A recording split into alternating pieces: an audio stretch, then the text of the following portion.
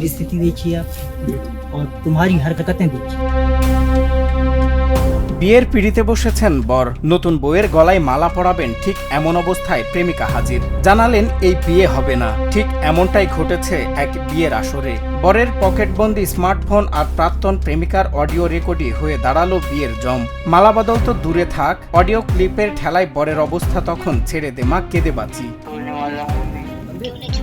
ये बहुत पहले की बात है। কিছুক্ষণ আগে যে মুনিশবাবু বেশ আয়েশ করে বিয়ে করতে বসেছিলেন, কিন্তু হঠাৎ সেখানে ধূমকেতুর মতো হাজির হন অবন্তী নামের এক তরুণী।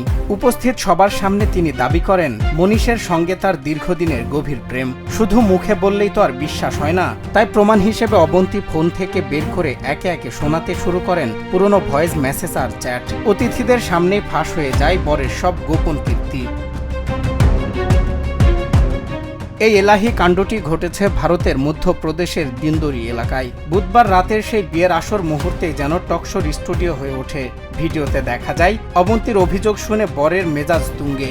দুই পক্ষের মধ্যে শুরু হয় তুমুল বাকবিতণ্ডা। পরিস্থিতি এতটাই হাতের নাগালে চলে যায় যে শেষমেশ পুলিশ ডাকতে হয়। পরে বর ও বরের বাবা ও প্রেমিকাকে সোজা থানায় নিয়ে যায় পুলিশ। প্রেমিকা অবন্তীর বয়ান অনুযায়ী 2020 সালে একটি রং নম্বর থেকে প্রেমের সূত্রপাত। 4 বছর ধরে চলে কথোপকথন, কিন্তু চলতি বছরের শুরুতেই ভুল পাল্টান মনীষ। বিয়ের পিড়িতে বসার আগেই অবন্তীর সঙ্গে যোগাযোগ পুরোপুরি বন্ধ করে দেন। প্রেমিককে অন্য কারো হাতে দেখে আর সহ্য করতে পারেননি অবন্তী। সোজা হাজির হন বিয়ের মণ্ডপে।